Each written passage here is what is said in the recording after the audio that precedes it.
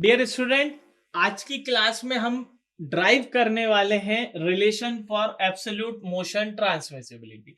Last class में हम लोगों ने मोशन ट्रांसमिसिबिलिटी देख लिया था कि अब जो ट्रांसमिशन हो रहा है, that disturbance that is due to the floor motion. अभी हम लोगों ने फोर्स ट्रांसमिसिबिलिटी में देखा था कि जो फोर्स मशीन जनरेट कर रही है वो मतलब मशीन के अंदर है, वो ट्रांसमिट हो रहे थे। अब हम देख रहे हैं कि जो आपका बेस है, जो आपका फाउंडेशन है, ठीक है, उसमें अगर डिस्टरबेंस आ रहा है तो मशीन पे क्या इफेक्ट, या जो भी मास उस पे क्या रखा हुआ है उस पे क्या इफेक्ट होगा। तो initially we are going for absolute motion transmissibility.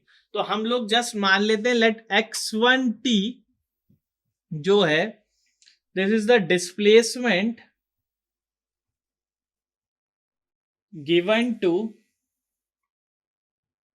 The support, बोल रहा हूं मैं इसको, है ना, जिसपे वो रखा हुआ है सिस्टम।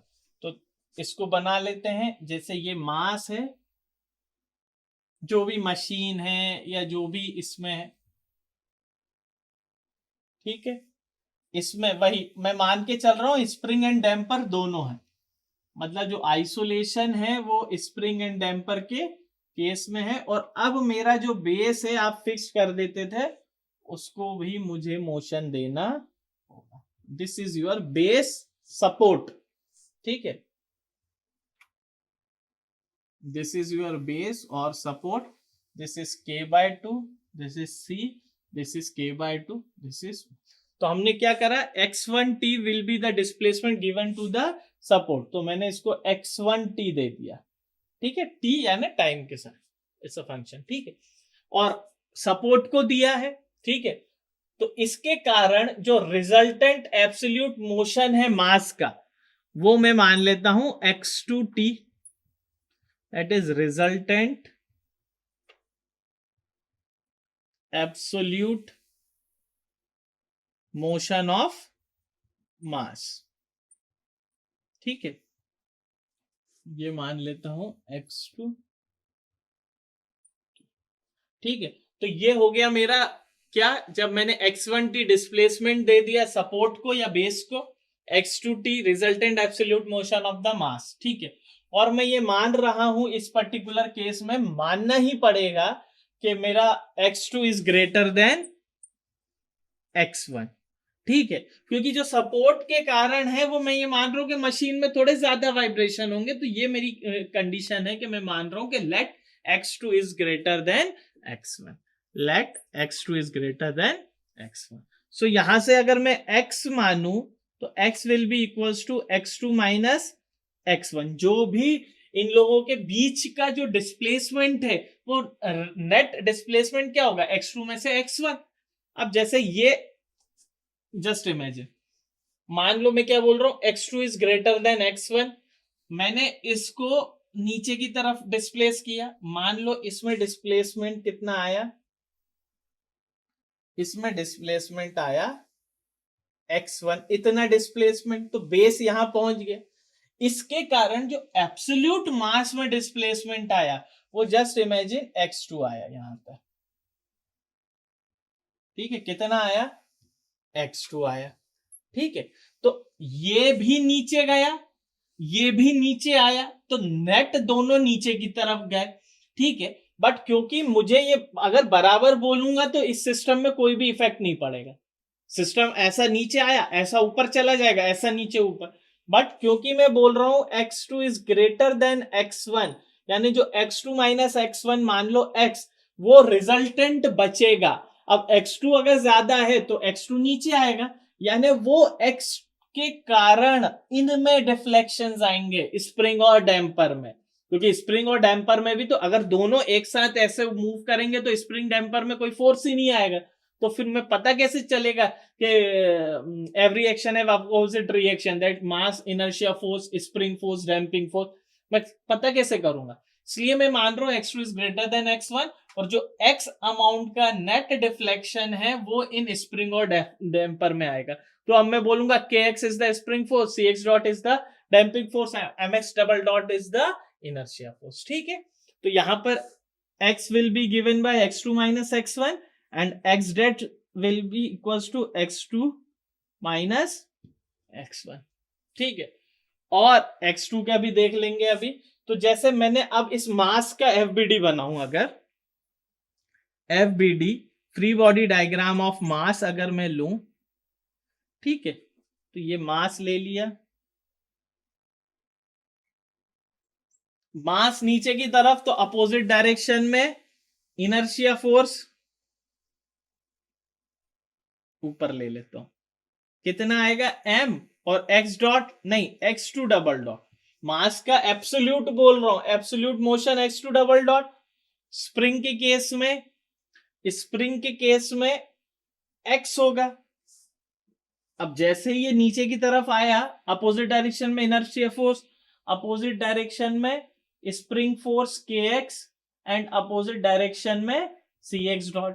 तो x is x2 minus x1 and x dot is x2 dash minus x1 dot dash. ठीक है, तो ये FBD हो गए। तो जब अब हम लोग इसमें न्यूटन्स लॉ लगाएंगे तो क्या हो जाएगा, mx2 double dot plus cx dot plus kx equals to 0। ठीक है, क्योंकि अभी तक कोई भी एक्साइटेशन फोर्स नहीं दिया, मोशन के कारण डिस्टरबेंस आया। तो ये हो गया mx2 double dot plus c x2 dot minus x1 dot plus k x2 minus x1 equals to 0। ये x डॉट और x की वैल्यू यहां से पुट कर दी। ठीक है, नाउ उसको ओपन किया, mx2 double dot plus cx2 dot minus cx1 plus kx2 minus kx1 equals to 0। ठीक है, अब इसको उस तरफ लेके गए, माइनस वाली को, प्लस वाली को इधर ही रहने दिया। तो क्या हो गया, mx2 double dot plus cx2 dot plus kx2 will be equals to cx1 dot plus kx1। बहुत अच्छी बात है, इसको मैं दे देता हूं फर्स्ट इक्वेशन। ठीक है, नाउ अब इस पर्टिकुलर कंडीशन में मेरी ये डिफरेंशियल इक्वेशन जानी जानी सी लग रही है। ठीक है, अब मैं मान लेता हूं कि जो डिस्प्लेसमेंट मैंने बेस को दिया है वो हार्मोनिक दिया है। ठीक है, तो assuming the displacement of the base be harmonic, तो यहां पर ये मैं लिख देता हूं। ठीक है, assuming displacement of the base be harmonic. ठीक है, हार्मोनिक मैंने दिया, तो हार्मोनिक बेस का अगर हार्मोनिक है, यानी x1 equals to capital X1 sine omega T. ठीक है, तो इसका डॉट निकालूंगा तो x1 dot equals to x1 omega cos omega T. ठीक है, नाउ अब मैं ऐसा करूं, x1 और x2 की वैल्यू इसमें, ये x1 डॉट और x1 की वैल्यू इसमें सब्स्टिट्यूट कर देता हूं इक्वेशन 1 में। तो क्या हो जाएगा, mx2 double dot plus cx2 dot plus kx2 is equals to c x1 omega cos omega T plus k x1 sine omega t.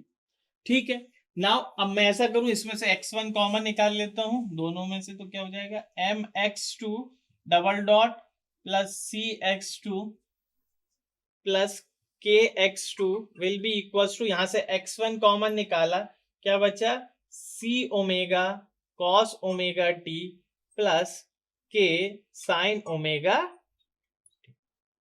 तो यहां पर ये वाली कंडीशन आ गई। अब देखो वही चीज, कॉस के साथ वाले को साइन, साइन के साथ वाले को कॉस। ठीक है, तो let c omega is equals to, cos के साथ वाले को साइन, तो a साइन गामा ले लेते हैं और k को ले लेते हैं a कॉस गामा।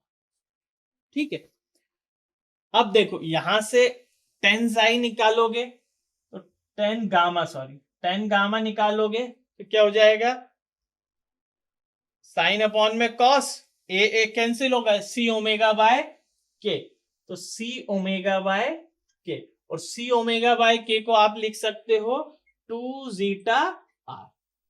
ठीक है, और अब मेरे को अगर एम्पलीट्यूड ए स्क्वायर निकालना है तो A square is equals to C omega का whole square plus K square. तो यहां से ए की वैल्यू निकल गई under root C omega whole square plus K square. ठीक है, अब मैं ये पुट कर देता हूं हमारी इक्वेशन में। ठीक है, तो क्या हो गया, mx2 double dot cx2 dot kx2, इतना तो है ही, इक्वल्स टू में a साइन, इसको पुट किया तो सी ओमेगा की जगह पुट किया a साइन गामा और sine gamma plus into cos omega T plus A cos gamma sine omega T. ठीक है, तो वही sine A cos B, cos A sine B, A बाहर निकल गया और साथ में मेरा x1 भी है इस इक्वेशन में, तो इसमें x1 भी, तो मेरी इक्वेशन क्या हो गई, mx2 dot dot cx2 dot kx2 will be equals to x1 ऐसा का ऐसा ही, ए कॉमन निकाला, sine A plus B omega T plus gamma.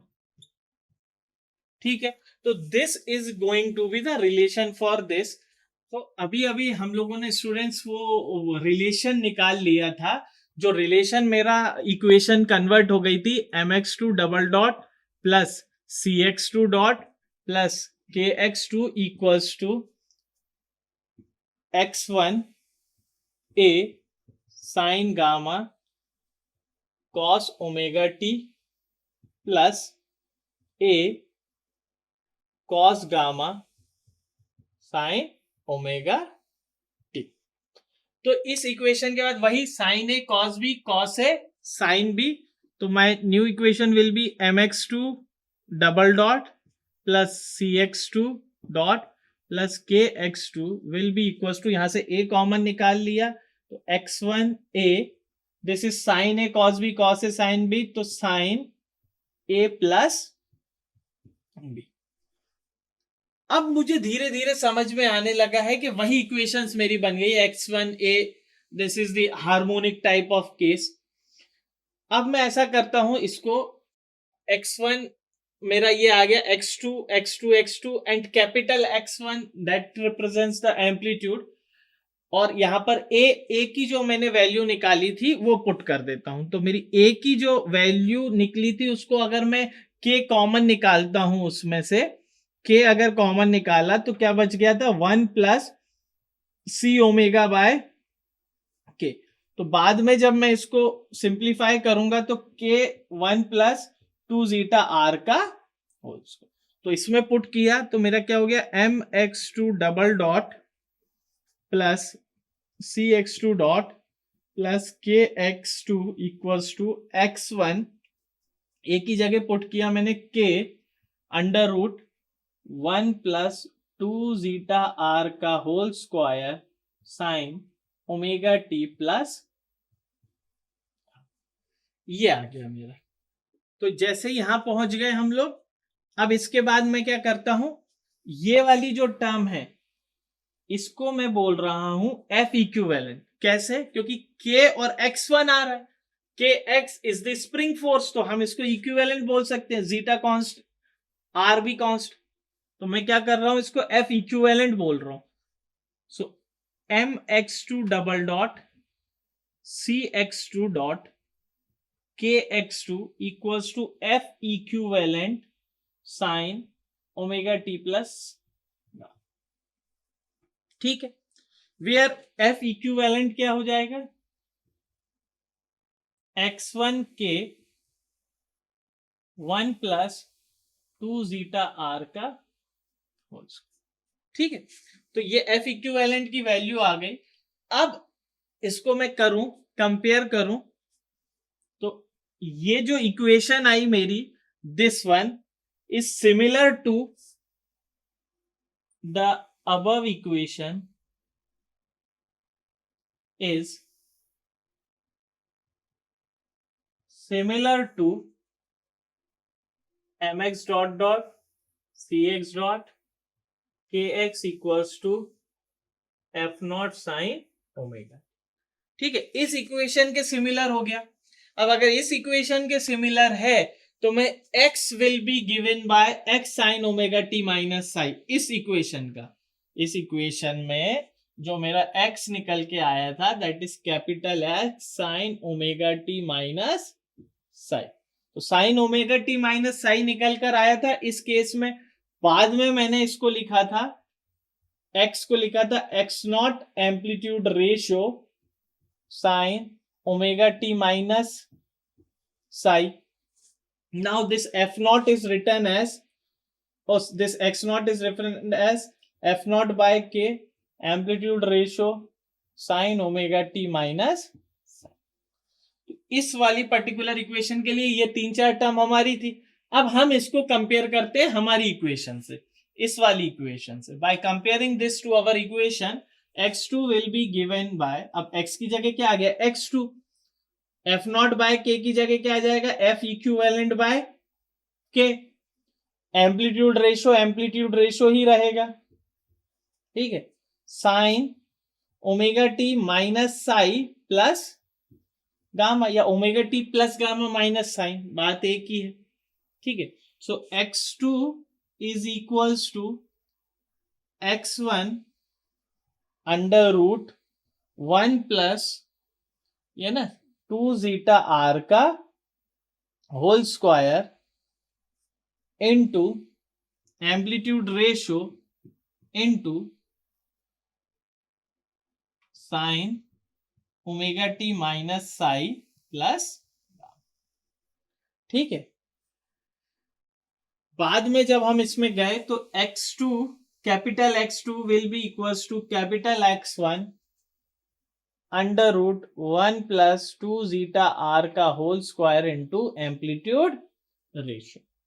So x2 is equals to x1 under root 1 plus 2 zeta are का whole square, और amplitude ratio को मैं लिख सकता हूं 1 अपॉन में under root 1 minus are square का whole square plus 2 zeta are का whole square.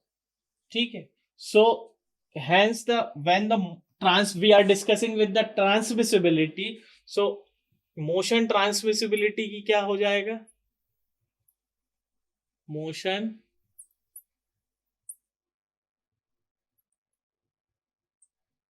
Transmissibility capital X2 capital X1, capital X2 represents the absolute motion of mass that is equals to under root 1 plus 2 zeta r का whole square 1 plus 2 zeta r का whole square, या इसको ऐसा करो, ये आ जाएगा 1 minus are square का whole square plus 2 zeta are का होल स्क्वायर। ठीक है, सिंप्लीफाइड तरीके में capital X2 bye X1 equals to, ये जैसे फोर्स ट्रांसमिसिबिलिटी वाला रेशियो लिख दिया है as it is, under root 1 minus are square का whole square plus 2 zeta are का whole square. So this is all about the amplitude ratio or motion transmissibility when absolute motion of mass is considered. Thank you.